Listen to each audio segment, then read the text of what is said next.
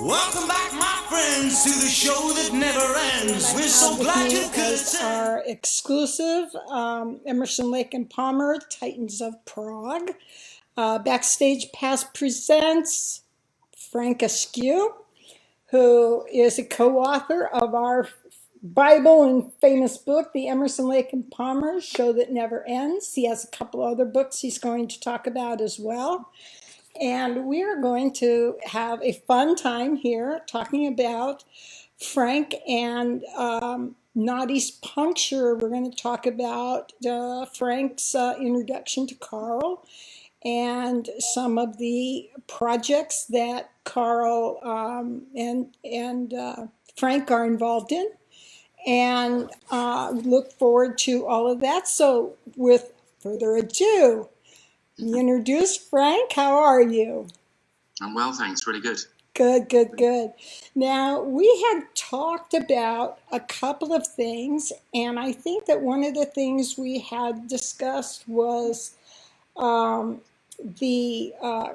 you were first introduced to Carl and how you became involved in writing this book. I mean, I first met Carl in 1982, and it was backstage at Wembley when he was playing with Asia, October 82.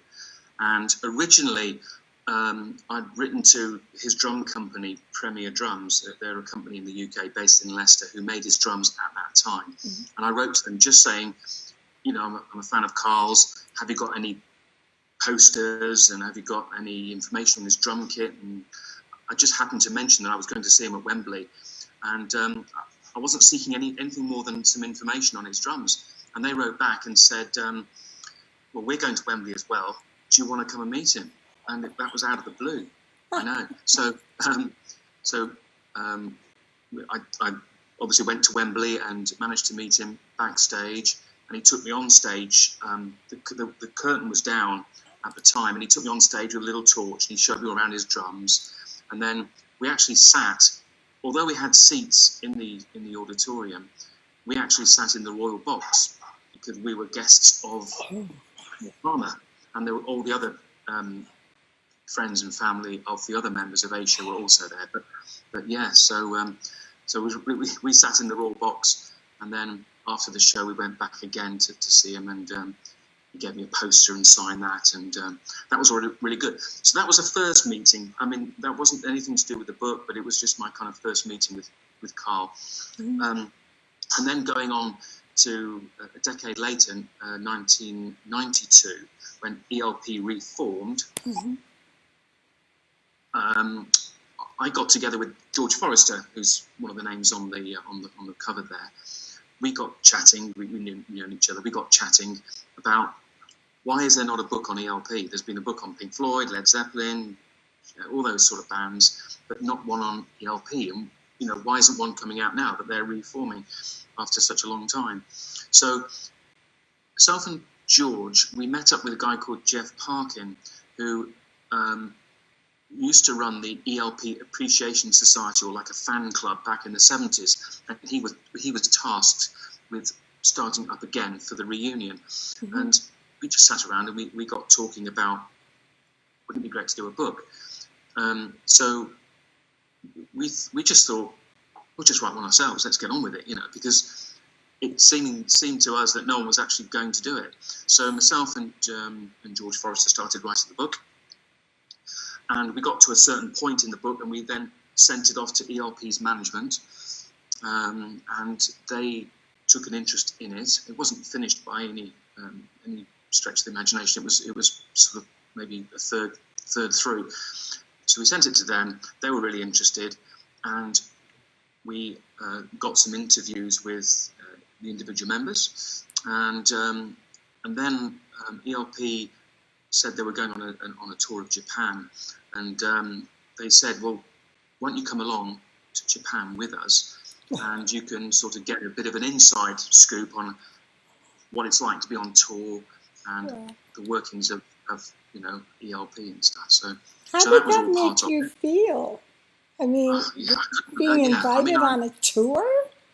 I know. Yeah, I mean, and it wasn't something I pushed. It was just one of those things that happened to fall into my lap. So we went to Japan, and that's really, I think, where I first got to know Carl pretty well, because I was also a drummer, played drums, so and had always followed Carl's career. So I was pretty much on Carl's side, really. So that was the first big introduction to Carl, and a couple of stories from the Japan tour. First thing was I'll show you this. He gave me a cymbal. I don't know. I'm not very good at this, but okay. Wow. So that's oh yes. Yeah. Oh yes. He used that, didn't he?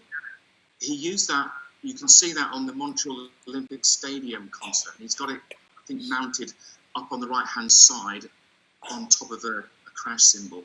So you can definitely see it there. So he used it a little bit then during the Asia period. And then there's a little crack in it, actually, which you probably won't be able to see on there, but there's a little crack in it, and it went out of tune. So he gave it to me. You can just signed it. So that's a very special memento from that tour. I can imagine. You can actually hear it on the track, on the 3 album. There's a track called Des de la Vida, and at the beginning of that track, there's the intro. You can hear a kind of bell cymbal early on, very very sort of near the intro of the track, and that's that particular cymbal. That's what Carl told me. So there's that one. So that was a good memory from that tour. Also, during that tour, it was Keith's birthday, so he had a big, So during one of the sound checks, they brought out a cake and what have you. So that was quite a nice moment. But the best time for me was one of the shows. There was 5 shows across 8 days. So I was out there 8 days. There were 5 shows, and after one of the shows, Greg Lake was being wined and dined by his bass guitar company. I think the company was called Tune Bass or something like that. But anyway, they said to Greg, come out for dinner with us, which meant that there was a spare seat in the limo. And Keith and Carl said, why don't you come back with us? Because I used to go back to the hotel with the roadies or the techs or whatever, which is fine because I've got on really well with them. But Keith and Carl said, come back with us, So I was sat in the back of the limousine in Greg Lake's seat with Keith and Carl, coming out of the stadium, and all the fans were sort of banging on the roof, and I was just thinking, I was almost speechless, really. I mean, my face must have been a picture, but I tried to kind of remain fairly level, but inside I was just thinking, I've got to remember this. Oh, yes. Kind of, My surreal. gosh. You couldn't buy that, I wonder what it feels like to be a big star. Frank knows.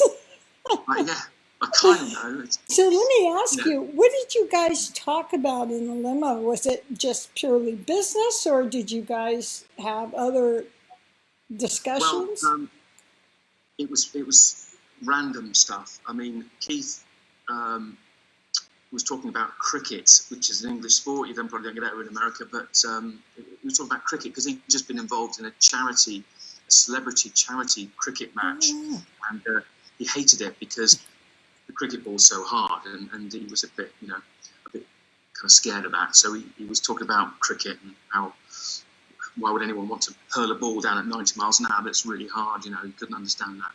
And then, and the other thing I remember was that at that time in Japan in the mid-90s, there was a very popular little car made by Nissan called the Figaro, and it's quite a small little car, but it's kind of a retro style. I remember saying to Carl, that looks like Columbo's car, the TV show Columbo, looks like his car. Yes. And Carl said, yeah. Carl, he said Columbo drove a Peugeot.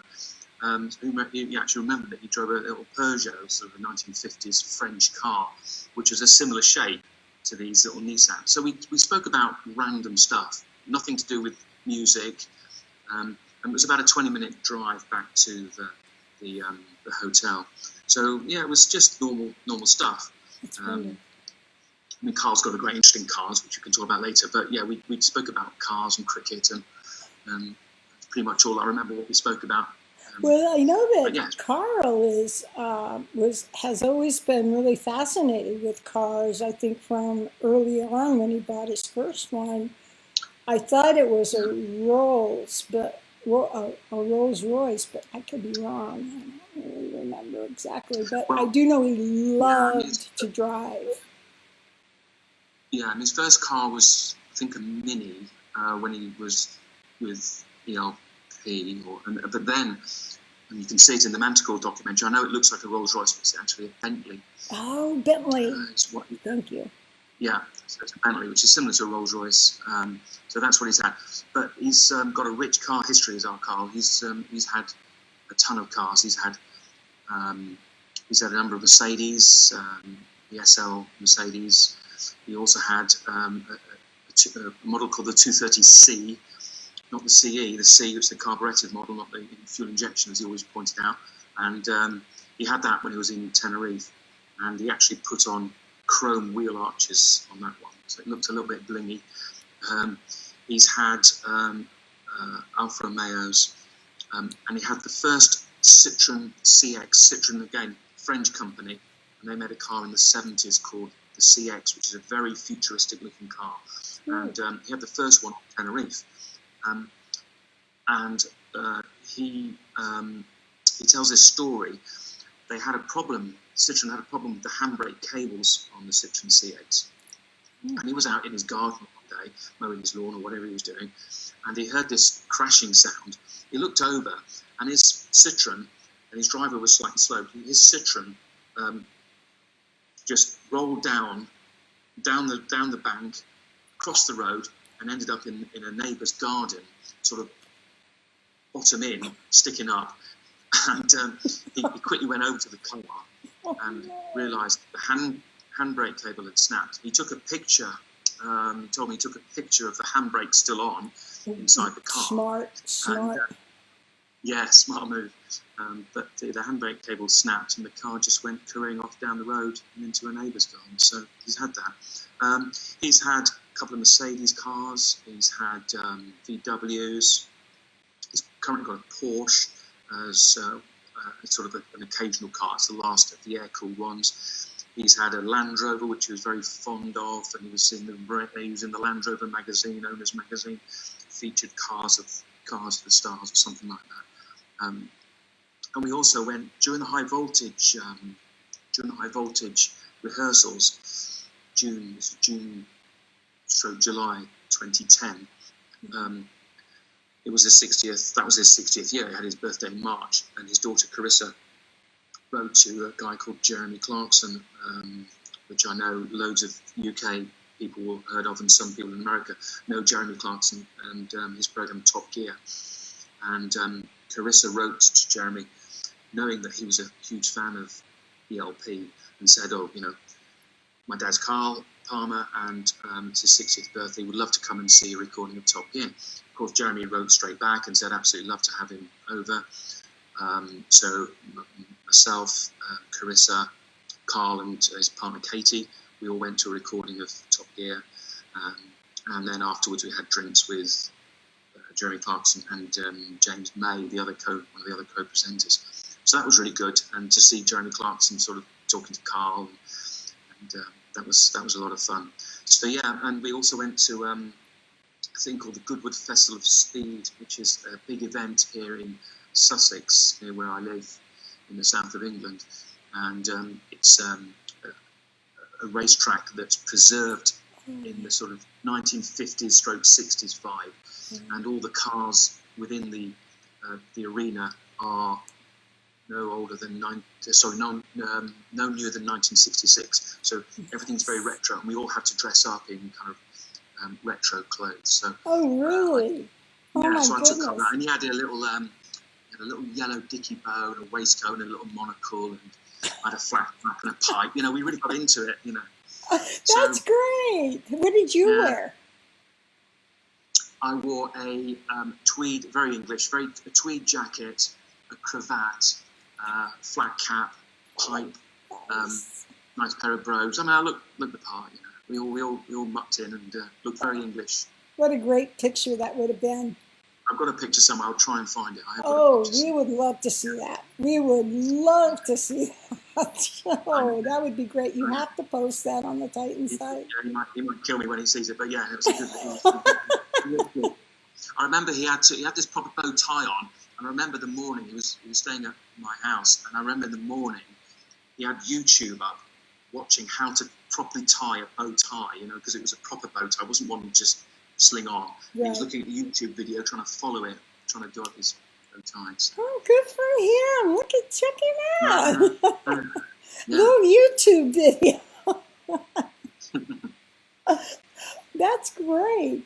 Now, we were also talking a little bit about a project that you and Carl work on regarding the drum circles in the UK and the drum clinics, and I thought maybe you could expand on that. Yeah, that started in 1999.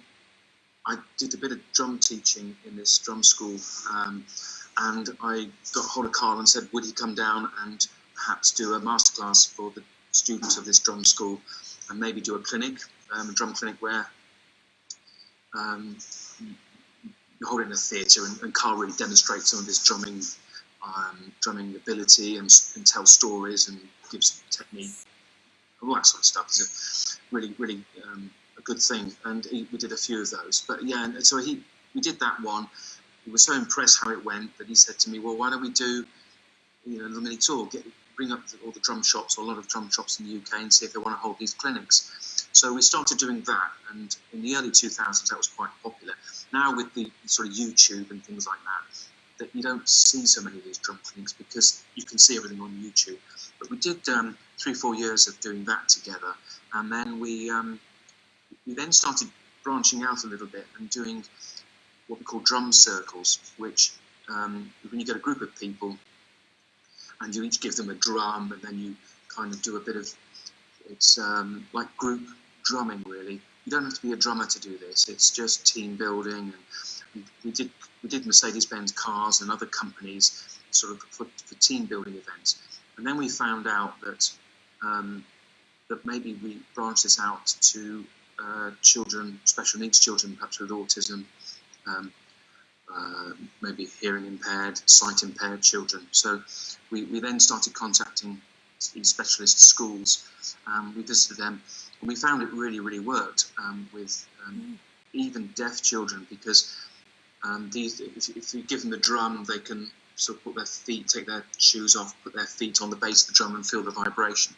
So we did a lot of this. It's a great way for a person who can't hear to know what they're doing and how it's sounding in their head. Yeah, they feel the vibration. What challenges? And if you have 60 children in the room. Yeah. I mean, we used to divide the room up into, if there was 60 children, you divide the room up into maybe 3 groups of 20. Mm-hmm. You get one group playing a particular rhythm, the second group playing a different one, and the third one. But it all sounds, they're all playing different parts, but together it obviously sounds like one. So it was really, really good. There was a story we played in this. Did a drum circle in this place called Bradford, which is in the north of England, Yorkshire, county called Yorkshire, and there were deaf children and there were sight impaired children as well. And we did this. We did it one year, and there was one young girl, and she didn't have any eyes. She literally just had, like as if her eyelids were closed. She had no eyes at all, but she was really into drumming. I mean, she was really, really enthusiastic, and she was sort of like a star performer, really. She was really into it. So there was that. And then a couple of years later, we went back to the same school, and we always make sure before we kind of go live, we just make sure all the children are sat down, and we make sure the drums are all correct for them, the right size, the right style of drum, and Carl was just sort of checking on the children, and the same girl that we saw a couple of years ago, she just said, "Hello, Mr. Palmer. nice to meet you again. And he didn't say he was there. And he sort of said, wow, how did you know I was there? And she just said, I remember your smell. So that was, I know. So it's little things like that kind of stay with you, really. So Carl still remembers that today. Yeah. So you get little moments like that. That must have really struck Carl. Real personally. Yeah, it was really, it's sort of thing you think, wow, Yeah. So little things like that out of it are really, really rewarding. Yeah, we don't think about these kind of senses so much. No. If we have all of our sight and sound, but people that are challenged in one way or the other, they look for their other avenues to grab their strength from. Yeah, I think that's wonderful. I think that's great that you guys went out to set this up to give the opportunity not only for others that just want to learn how to drum, but for children that would otherwise not have that opportunity. And I think that's really wonderful what you guys have done. My question is, do you have any of these in the United States or in any other place of the world, or is this just strictly UK? It was just the UK. I mean, Carl's done drum clinics, so that's the sort of drumming, more for the drumming community. He's done those in the US, usually in conjunction with a drum retail shop. But we haven't branched out doing the drum circles to the US. It's logistically how we would work it, because yes, often he is in America, but he's usually there touring, and he doesn't usually combine the two things. If he's touring with either Asia or the ELP Legacy Band, that's what he does. And I think he's combining some of his art projects with the ELP Legacy Tour. But that's it's quite intense doing these drum circles, because you do them for about an hour at a time, and it is all go. There is a clip actually on YouTube, which I'll perhaps post on your Facebook page, and it shows what we do, and talks a little bit about what it means to the children, and etc. So I'll post that on there so you can have a look at it. Yes, please. I would love to see that. That would be really wonderful. I think a lot of us would like to take a look at that. Now, I know that you have a couple stories that you're holding on to here that you're going to go ahead and let go of. So I'm going to let you talk about a couple of things that you've experienced while... I was very lucky enough that Carl was actually my drum roadie for one gig. So when we were doing one of the... Wait a minute. Okay, Carl was your roadie. My roadie, yeah. I told him, it goes there and that goes there. And what it was, we were doing one of these these little mini tours that we did, doing clinics and things. I said to him, it's all well and good, we can do that, but on this particular Saturday, I've got a gig with my band. It was only a pub band, and we just did covers of Beatles and Rolling Stones and the Kinks and all that sort of stuff. Sure. Good 60s, 70s. Oh yeah, it is good stuff. And he said, that's fine, Frank, and no problems, I'll come along and support you. So it was in this pub in a place called Fareham, which is near Portsmouth, in the south of England. And so I had the van. We had a van at the time, whilst we were doing this little mini tour. So I put my drums in the back, got to the pub with Carl in the seat. And of course, the other guys in the band didn't know I was bringing Carl. So I opened the back and he got the drums, and we took it into the pub. And they just went, "There's Carl Palmer. He's your roadie." "Yeah, he's my roadie for tonight." "Yeah." I said, "Just put him down there. Put him down there. Can you get the other ones out?" I was kind of bossing around a bit, like a role reversal, really, because he bossed me around when I was not really, but so we had a bit of fun there. So he became my roadie, and then that's so great. I know. And I said to him, "You are going to play with the band." He said, "No. This is your night, okay?" I said, "No, please." He said, "No, it's your night." I said, "Okay." So I thought, "Oh, he's not going to play." So anyway, so I was just halfway through the gig, and we were just about to play a Kink song. "You Really Got Me." Oh, I It's got love that song. In fact, I Yeah. have the album. Oh, right, yeah. So I'm thinking, right, okay, the guitarist starts off 2 bars of an intro, you know. Mm-hmm. I'm just about to launch in, and I look up, and there's Carl standing right in front of my drum kit. And he's saying, "Can I do this one?" You know. Okay. So I got off my drums and gave him the sticks, and he did that. And then, of course, once he's on the drums, I couldn't get him off. So he did. So he did. I think he did Wipeout. He did Jumping Jack Flash. Oh, He did I Saw It Standing There. He did about five or six numbers with our kind of pub band, you know. And there you go. Oh, So, now see, I want to hear that. I want the Yeah. recording.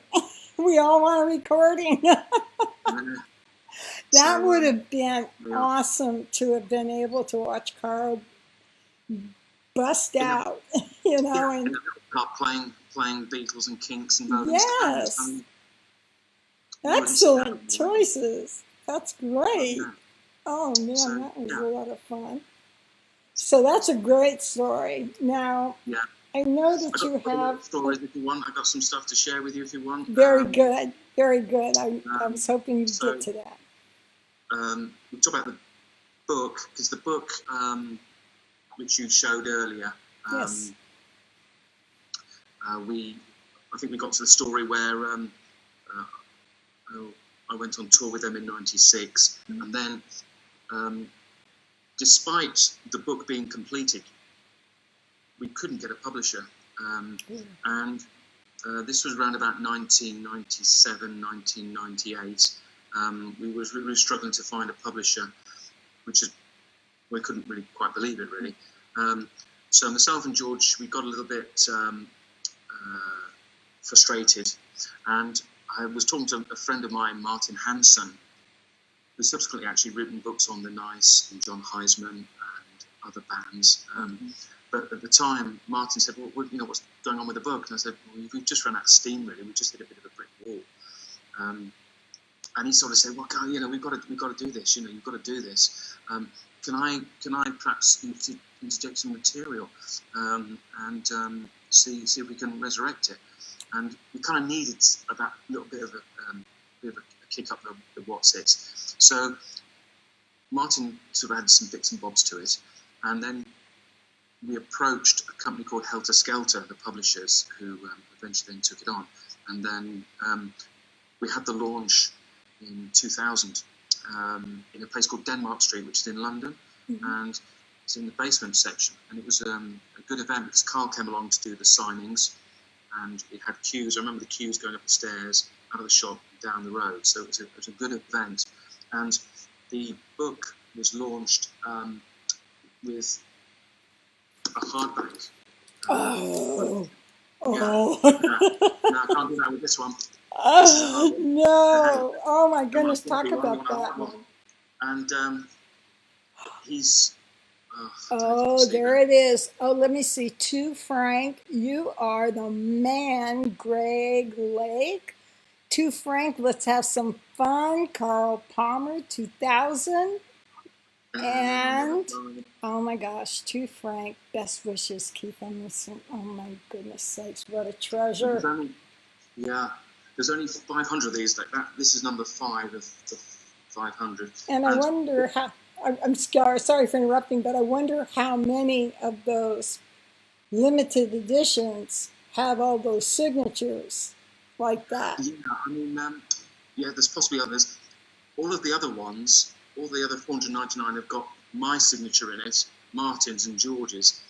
Well, I didn't want my signature in it. I didn't want George or Martin's, not that I'm leaving, but I just wanted my book to be kind of left alone and just really have the signatures of 3 guys. So I know that my one is the only one that doesn't have the author's signatures in it. So quite pleased with that one.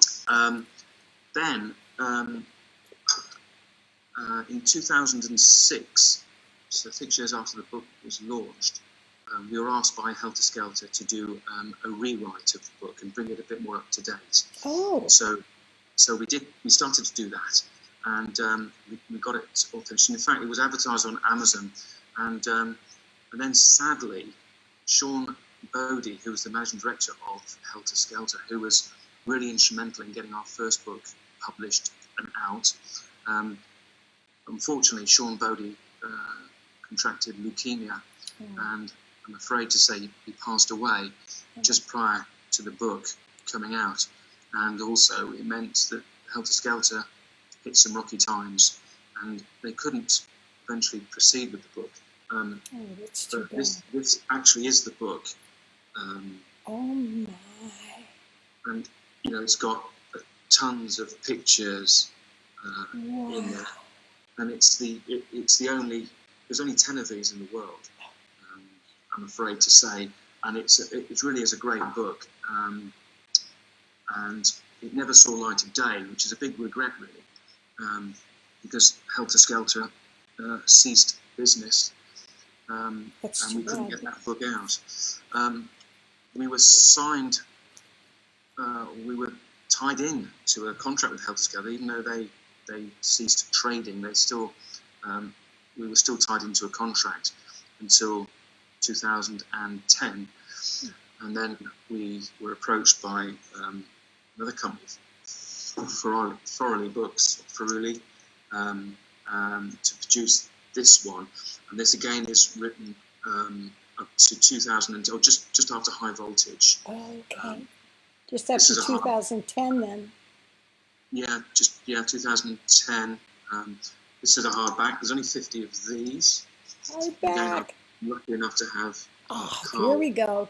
To Frank. Thanks, old boy. Carl Palmer. Oh my gosh.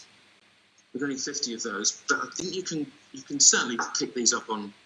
You can still pick up the paperback version. Yes, you can get that on Amazon, right? I think I've also seen it in eBay too. Okay. Yeah. So yeah. I think eBay store, you probably get the hardback ones as well. So. Yes, I'm looking for the hardback. I haven't been able to find one yet on eBay, but I am keeping a sharp eye. Yeah. So. I would love to get one of those. And then the other thing I've got that's maybe of interest to some people, a company made Carl Palmer's drumsticks, a company called Promark. They've made his drumsticks for a long time now. And they were commissioned to do a run of drumsticks to celebrate ELP's 25th anniversary. Now, I don't know if you can read that. Yes, I can. Let's see. It says the 25th anniversary tour, 1969 to 1994. And we have, of course, Manticore. Oh, let's see. PD. Got that. And there's Carl Palmer's signature. Right, in the Manticore sign. Yes. But of course, we all know that 1969 is the incorrect date. It should have been 1970 to 1995. Oh. So there's a whole batch of these drumsticks that went out with the incorrect dates on it. So that's quite a rarity.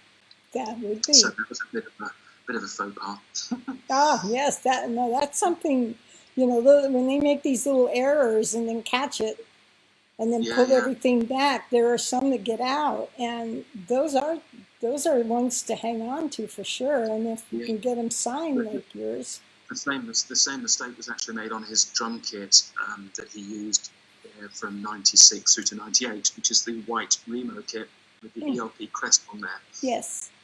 And Remo made that drum kit for him, and they put the wrong dates on that as well. So the same person who gave Promark the information gave Remo the information. So I'm not sure if he's still got a job. I think they need to look at the status of the employee that keeps making the wrong date.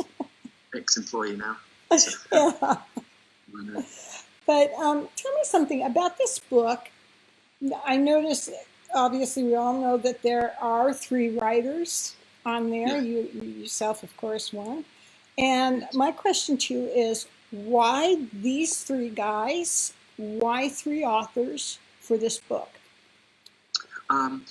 we're three fans, so we were never writers to start with, and we all specialised, I suppose. And George was a piano player and was very technical and understood musical theory, so he seemed the right person to talk about the music analysis and how the songs are constructed. And obviously a big fan of Keith, so he seemed the right person to talk about Keith. And myself, on the drumming side of it, felt I could do a job on the Carl Palmer side. Originally it was just myself and George. We sort of collaborated on the Greg Lake side, but when Martin came in, Martin sort of said, well, I know quite a bit about Greg, so really it was almost one author per member, and then obviously we all collaborated on the discography and the tour dates, which is towards the end of the book. And I think my Japanese tour diary that I kept is in there as well. So it was a real collaborative effort, and really we had the specialist tasks, as I say, George for Keith, Martin for Greg, and myself doing the Carl section.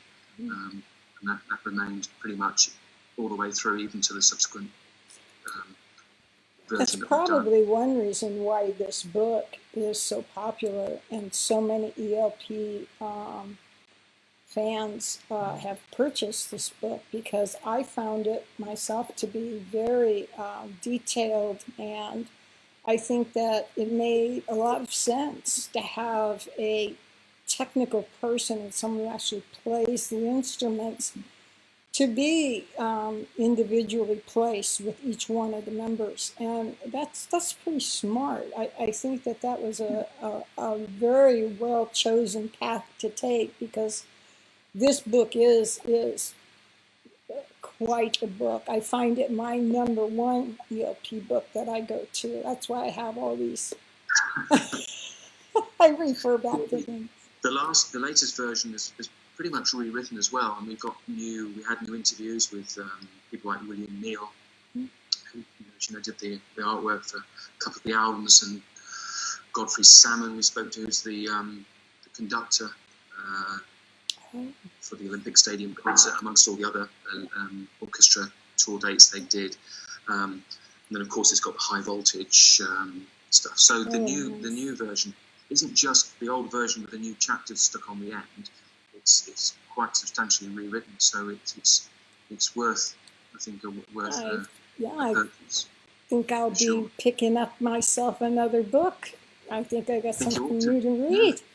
I'm looking forward to that. Thank you, Frank. I'm glad you guys went and did that, because, a lot has happened since the first book was out, and ELP was still going really strong, and it made sense to go back and look at doing a rewrite and catching us all up with what's been going on since the book had come out. Yeah. So that made a lot of sense. I'm glad you guys did that very much. Now, I heard a rumor about a girlfriend that you had. Yes. That something happened while... Yeah, she fainted in Carl's dressing room. That story, I know. That's what I thought I heard. Yeah. She's not a fan of ELP particularly. Sandy likes some of the Greg Lake stuff. She likes I Believe in Father Christmas, and she likes some of the softer side of ELP. And she actually prefers Asia over ELP. She really likes Asia.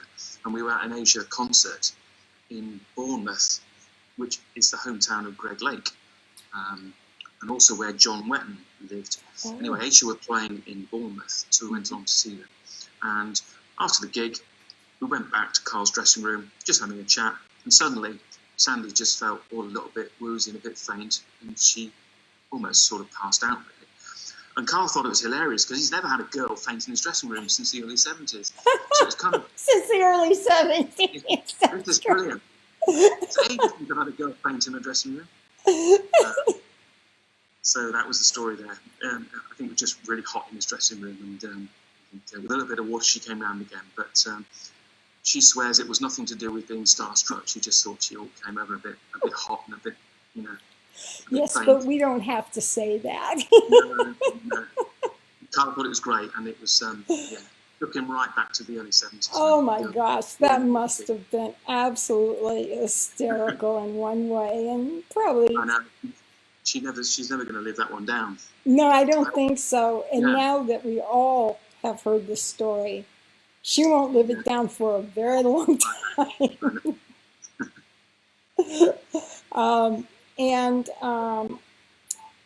We were talking. Let's see, we were talking about something about a birthday cake. Wasn't it? Was the anniversary? You're talking about the cake that we made for ELP at their high voltage 40th That would anniversary. be the one. Yes. That would be the one. The infamous cake. The infamous cake story. Yeah.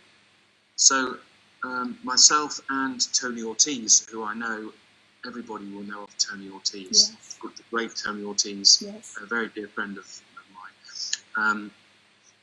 He was coming over to England, and he said, "We've got to do a cake, Frank. You've got to make a cake." I said, "I don't make cakes." I said, "I know you don't make cakes, but you've got to get a cake sorted out." Oh, okay. Oh, good And grief. it's got to be special. It can't be just a cake with happy anniversary ELP. It's got to be proper, you know. Yes. So he said, I'll leave it to you, Frank. Oh, thanks, Sam. So I thought, wow. So Sandy, the girl who fainted in the dressing room, she knows this really talented cake maker. I thought we've got to go and see her. So we contacted her and said, "Can you do a really super duper cake for ELP's 40th anniversary?" She said, "Of course I can, yeah. Bring me round photos, pictures, everything you've got, and I'll see what I can do."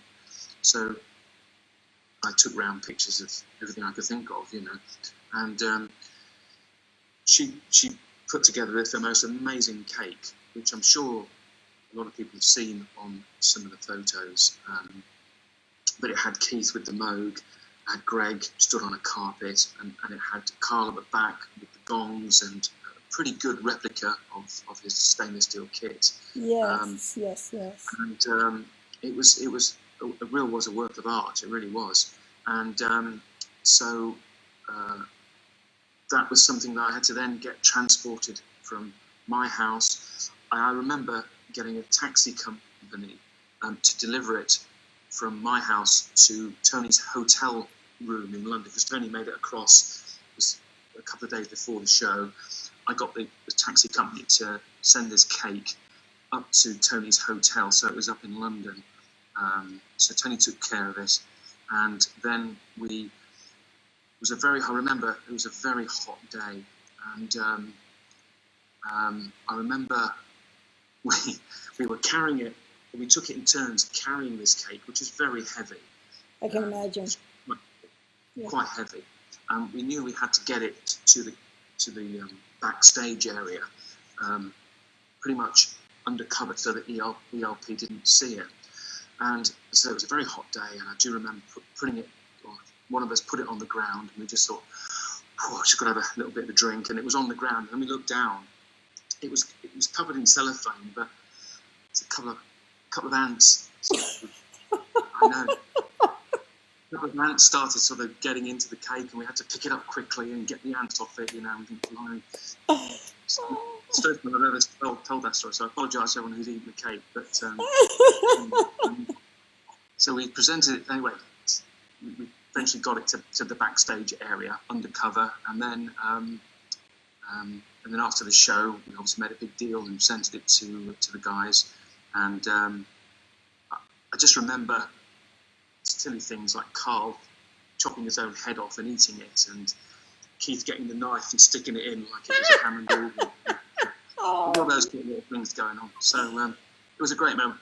And there's a little YouTube clip, which again I'll send to you. You can put up. It's a YouTube clip of the cake being presented, and Wonderful. So, yes, I know our members would love to see that. I think I also have a picture of the cake with all of you behind it, And I'll go look for that, and I'll post that in the archives file or library for our interview today, and then I'll also post that in the Titans group site.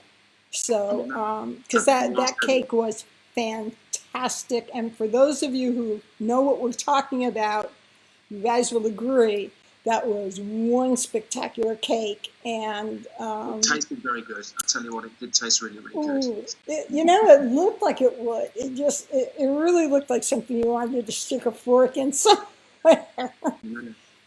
But that picture actually it means a lot to me because it had Tony Ortiz in there. Yes, and of course, it does. it's the last picture of VLP together, and I was really honoured to be part of that image. So that's wonderful. Yeah, sad to think that there's 3 of the guys in that photo aren't with us anymore.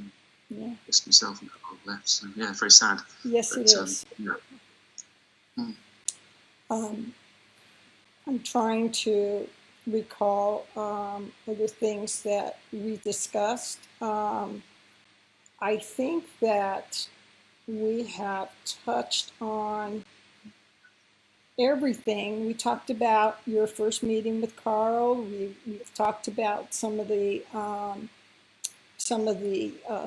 fun stories that you got to fall into.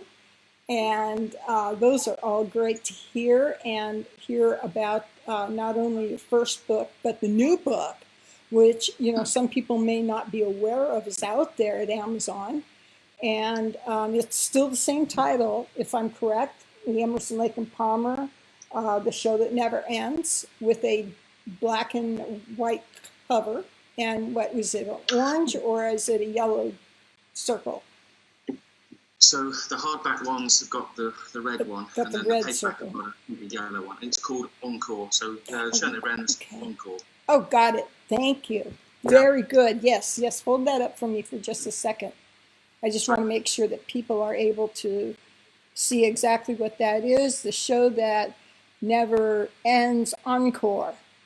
That's outstanding. I am definitely going to go pick that up and give that a good read.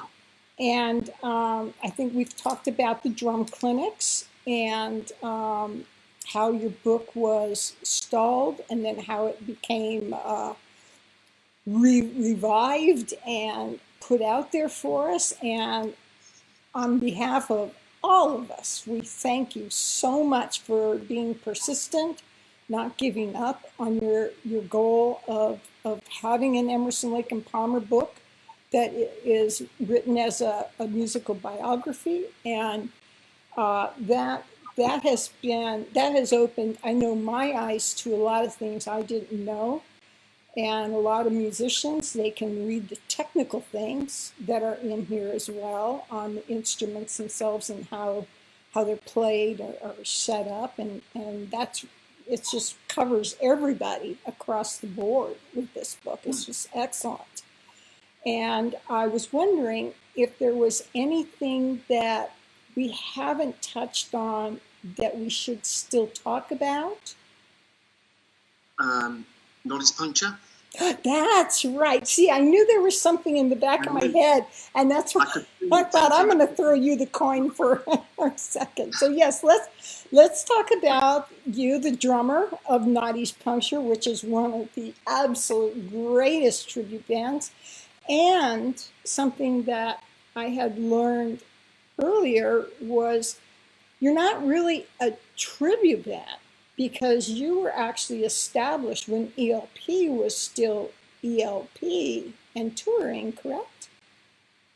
I wasn't part of the band at that point. The band started in the mid-'80s, but it wasn't an ELP tribute band. It was a classic rock band. Tom Zackerley was in the band. Yes. They did lots of other tracks and a couple of ELP tracks that Tom always wanted ultimately to do and to have an ELP tribute band, totally ELP. And as members left Noddy's Puncture and new ones came in, Tom would say he would gradually introduce more and more ELP stuff to the point when eventually he could introduce members who just did play ELP stuff. And I joined the band in 2016, I think it was. I'd always said to, I remember saying I mean, I knew Tom way back actually in the mid 90s because there was a 25th anniversary ELP convention, and I was in a band called Work 3, which is an ELP band, and Tom's band, Noddy's Puncture, also played in the same event. And so I'd known Tom a long time, and I remember saying at the High Voltage, he was telling me that they'd done a couple of Noddy's Puncture gigs in and around the High Voltage, the dates, sort of July, but unfortunately for one or two of them, his current drummer wasn't available, couldn't make the gig.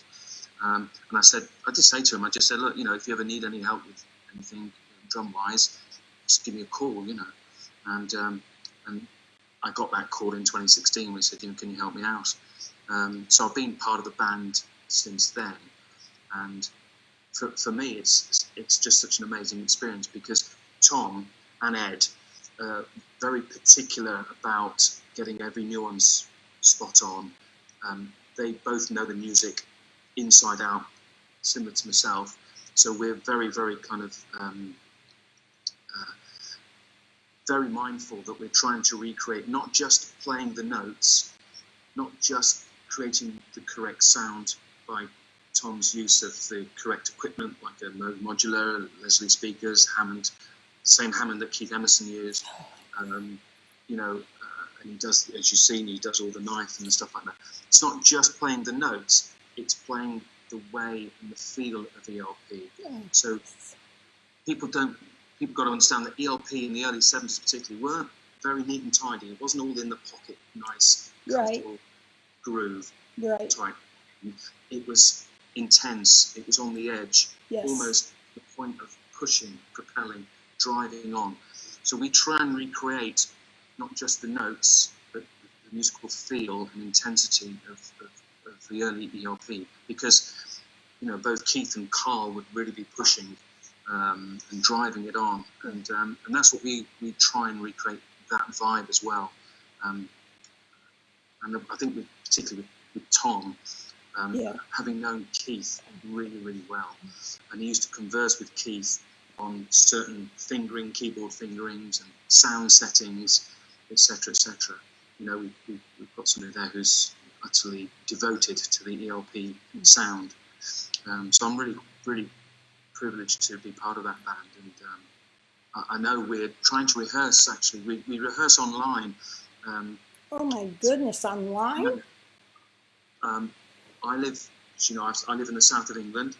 Tom lives in Rochdale, which is in the sort of middle of the country, and Ed, he lives in Newcastle upon Tyne. So if you looked at a map of the UK, we couldn't be further apart if we tried. We have, there's a backstory to this, but we started rehearsing using a software program called e-jamming. So I used to plug my electronic drums into a laptop. Tom did the same with his keys, and Ed did the same with his guitars. We'd dial up this software program, put our headphones on, and we could all hear each other, and we'd rehearse. We did that for a couple of years, and then I've, in the last couple of years, I've been building my own house, which is now finished. Congrats! And I've just built a drum studio above the garage, which is pretty much done. I know Tom's been questioning, when am I going to rehearse, Frank? When am I going to rehearse? And I've told him next week, Tom. I feel I've been saying next week for the last 2 or 3 months. But it'll happen. Because he's just dead keen to rehearse, and quite rightly. Yeah. So pretty much what you see on YouTube recently, we've been really just having the odd rehearsal here and there at Tom's place. But we will get back into rehearsing online now that I'm 99.9% there. I hope Tom's watching this. I'm telling him this now. But yeah, that's how we really rehearse. The bulk of our set has been learnt online, and then we get together occasionally at Tom's place just to kind of be in the same room and get it all tightened up. That must have its challenges at times, trying to do these things online, because I know when you're in a band, being together is when you really get most of your work done. Yeah, I And mean, and it's obviously complex music, so it's not as if it's yes, a yes, blues track or something like that. So, but it's better than not rehearsing, and you can get to a point when you discuss stuff and you've arranged it, and then when you get into a room together, you're 99% there. Really, it's just so it's a means to an end. Really, mhm. it's better than not rehearsing for sure. Oh yeah, So yeah. it is good. But we've got. Funnily enough, I've just read a message from Tom. We have got a gig. So this is for the UK people. We have got a gig in Rochdale on August the 31st, Oh, confirmed.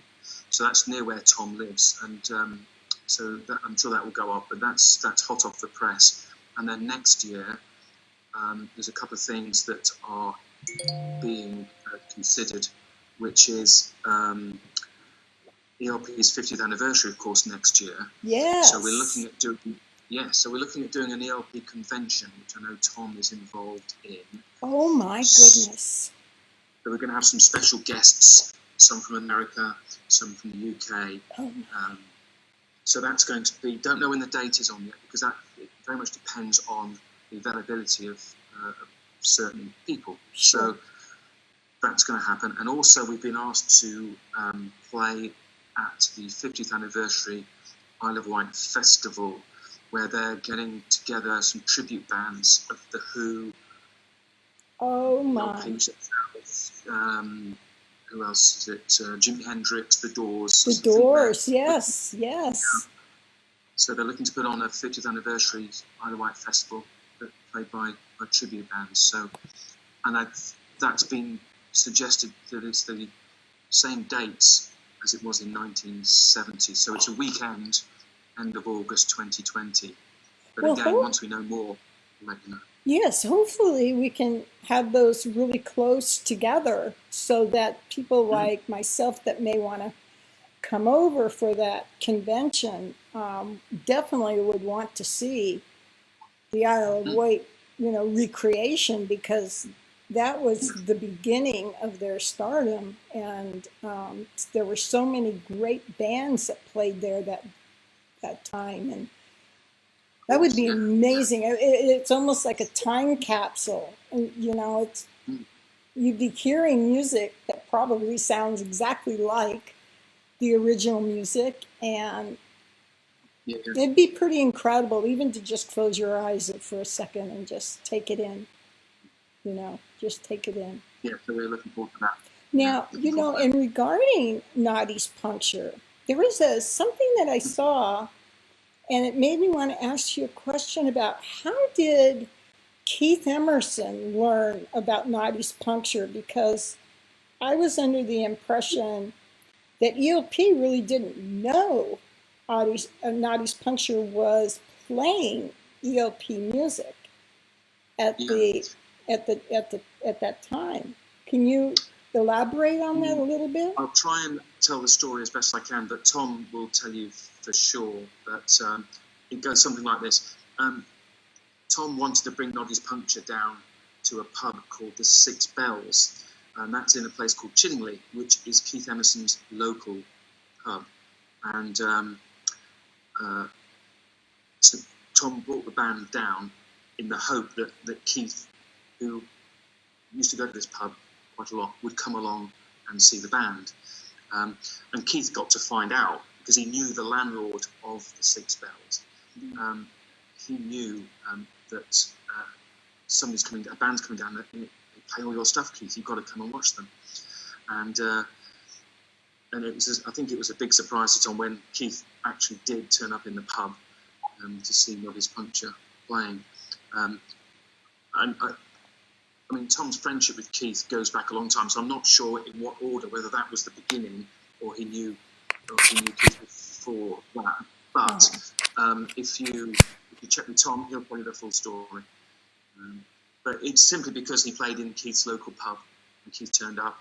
And again, it's on YouTube. You can see Keith jamming with Tom. Yes, I have seen that video, and the first time I saw it, I didn't realize then, I didn't know a lot about Noddy's Puncture, and being in the U.S. I saw Keith step up on the stage with Tom, and I stood back and go, wait a minute, Keith is still here, which means Greg is still here. Wait a minute, when was this done? And this is not a tribute band. This is something special. And I know. it's a great video that I recommend everybody watch on YouTube with Noddy's Puncture. It's absolutely spectacular watching Tom and Keith play together. We've also had, we did a show and we had Emerson, Keith's son, come up and jam with us on Fanfare. And we'll hope to get, at some stage, we'll get Ethan up as well, because Ethan, as you know, is a very talented piano player. Yes. And he's played a couple of gigs with us. And we're also honoured to play at the Birmingham Symphony Hall Keith Emerson Memorial Tribute Concert, organised by a guy called Jim Davidson. I don't know if you know, he's a very big star in the UK, big friend of Keith's. He was his best man at his third wedding, I think. He's a comedian, a huge ELP fan. Always uses ELP music in his shows and his TV programs, so he always was a big promoter of the band. But anyway, Jim organised this memorial concert. Rick Wakeman played, Ethan played, Aaron played, Rachel Flowers played. Oh my goodness sakes. We played. So it was a fantastic experience. So yeah, we are really honoured. And obviously you've got to remember Tom was Keith's official stalker for a number of years. But out of that, they became really close friends. And Tom is very close with Aaron and Ethan and Joe Emerson. So he's a big friend of the family. He's a lovely guy, and I know Keith was fond of him. And Tom can carry on the keeping the music alive in the way that he does, which I think is the most accurate recreation of Keith Emerson's work. Yes. Is what Tom does. Oh, excuse me. I don't think that anybody has the talent that Tom has when it comes to actually copying and getting down the performances of Keith when he's playing. You know, Keith does a lot of different things: upside down playing, backwards playing, throwing knives and jumping on top, and whips and swords and all kinds of stuff. And, you know, and picking it up and whatnot. And Tom just is right there. He has it down. There's the ribbon controller, and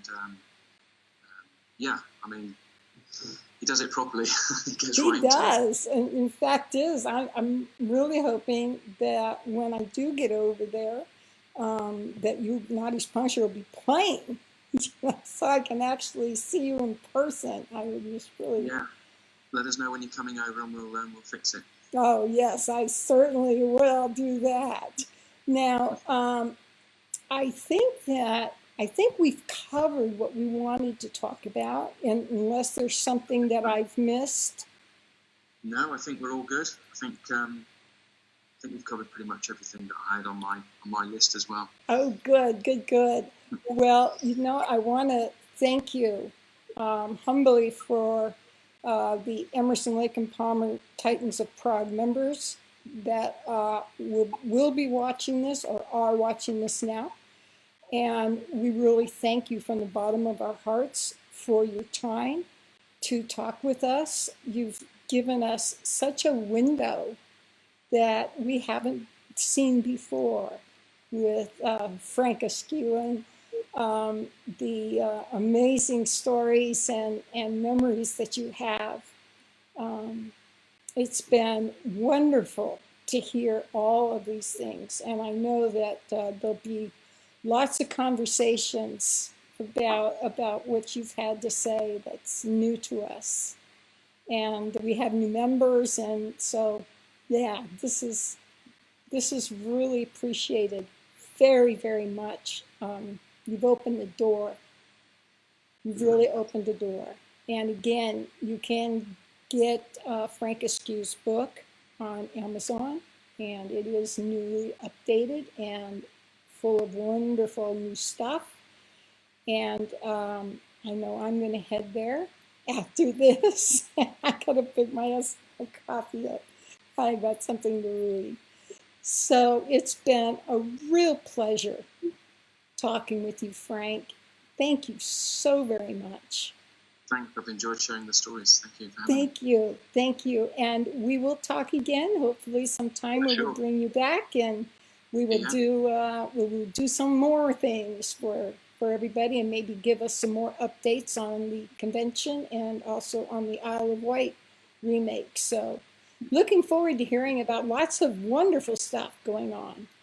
Thank you. Hopefully there's good stuff next year. Being the 50th anniversary, let's hope there's lots of stuff going on. It's going to be huge. I hope to be there. What do they say? I'll be there. I'll be there. I will be there. Anyway, thank you so much, Frank. I will let you go. And from we are talking to you from Backstage Pass with exclusively on the Emerson, Lake and Palmer Titans of Prague group site. And if you're not a member and would like to view this interview again, you can do so by requesting membership, and you will be automatically added to our archive library, where you can see this interview and all our interviews as we progress forward. So thank you. And you have a great evening. I know that you're over there. It's nighttime now for you, and lunchtime for me. So I will enjoy my lunch. You enjoy your evening. Thank you, Frank, very much. Cheers, Dyanne. Thank you. Take care. Take care, too. Welcome back, my friends, to the show that never ends. We're so glad you could attend. Come inside, come inside.